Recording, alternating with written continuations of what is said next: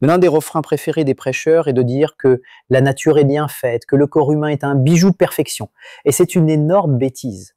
Les organismes vivants sont bardés d'imperfections et d'incohérences. Tous ces caractères bizarres s'expliquent très bien par l'hérédité et l'historicité et les contraintes structurales des organismes au cours de l'évolution. Mais il faudrait un Dieu d'une grande perversité pour obtenir un tel résultat. Thomas, qui est notre athée type, et donc j'ai mis le lien de la vidéo en description, nous explique que vu que l'univers est imparfait, eh bien, il est soit le fruit du hasard, soit le fruit d'un Dieu pervers. Eh bien déjà, cette argumentation, c'est une argumentation pessimisme au possible, c'est-à-dire qu'on va regarder le verre à moitié vide et chercher toutes les imperfections pour essayer de dire que s'il y a des imperfections, s'il existe un Dieu, eh bien Dieu est d'une grande perversité. Donc voilà, déjà j'aimerais poser ça, puisque c'est vrai que c'est triste de voir toujours les choses comme ça. Deuxièmement, par rapport à la perfection du monde, il dit les religions nous expliquent que le monde est parfait, que le corps est une machine parfaite, etc. Ce qui prouve bien que Dieu fait bien les choses, etc. C'est pas vrai. Il fait dire des choses erronées. Il place des mots erronés dans la bouche des croyants. C'est pas du tout ce que disent les croyants. Les croyants acceptent que le monde est imparfait, et justement on parle énormément, ça fait partie de la théologie, notamment dans la religion juive que je connais bien, sur le Tzimtzum, sur l'écart qu'il y a entre Dieu et le monde. Et donc il ne faut pas prêter de faux arguments aux religions pour ensuite pouvoir les casser sur des arguments bêtes. Il faut arrêter ça. Les religions observent totalement que le monde est imparfait, mais ça ne veut pas dire, pour les religions, que Dieu veut du mal au monde et aux hommes. Au contraire, on voit qu'il y a un monde imparfait, mais on perçoit la bonté de Dieu derrière le monde. Pour essayer de comprendre pourquoi il est imparfait, alors certains apportent des réponses, comme par exemple, c'est pour que l'homme puisse se perfectionner, etc., le libre arbitre, etc. Vous acceptez ces réponses, oui ou non, c'est pas grave, mais en tout cas, on ne peut pas faire dire aux religions des choses qu'elles ne disent pas pour ensuite les casser. Par rapport à la perfection du monde, si je trouve une horloge cassée, je ne vais pas dire, puisqu'elle est cassée, eh bien, elle est le fruit du hasard ou de quelqu'un de malveillant. Pas du tout. Je vais dire déjà qu'il y a une complexité derrière l'horloge, et malgré le fait qu'elle ne fonctionne pas bien, eh bien, je sais qu'il y a un être raisonnable et qui peut engendrer la complexité, et donc qui est sûrement lui-même complexe, qui crée l'horloge. Et l'univers, c'est pareil. L'univers, c'est pareil, c'est-à-dire que je vois que l'univers fonctionne avec des lois qui permettent une complexité et une stabilité, et donc je vais me dire que le monde a été créé par un être raisonnable, même s'il est imparfait.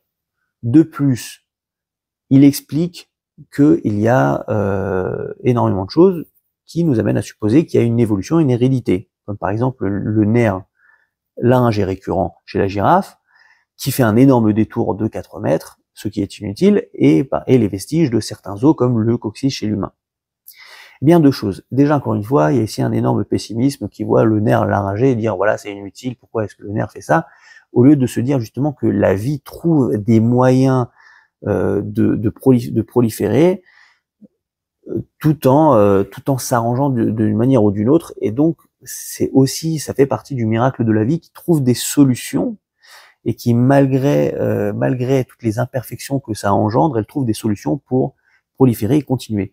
Deuxièmement, un croyant peut totalement s'asseoir à la table d'un athée. Par exemple, je pourrais m'asseoir avec Thomas Durand et discuter de l'évolution et même être d'accord avec lui sur toute la ligne. S'il arrive à me convaincre, il n'y a pas de problème. Ce que je dis simplement, c'est que celui qui est derrière l'évolution, c'est Dieu. Mais sur l'évolution, l'hérédité, sur comment le monde fonctionne, sur pourquoi est-ce que certaines imperfections sont arrivées, sur pourquoi est-ce que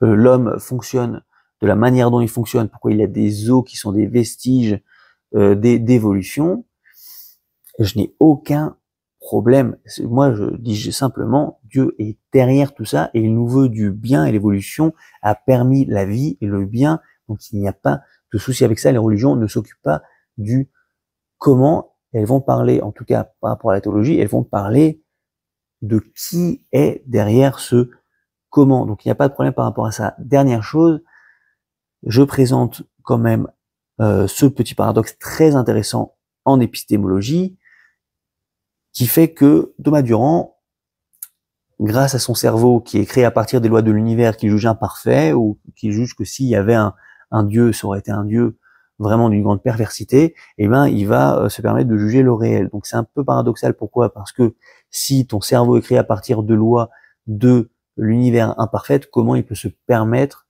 de se dire ah mais mon jugement est objectif par rapport à la complexité de l'univers, par rapport aux imperfections, aux perfections.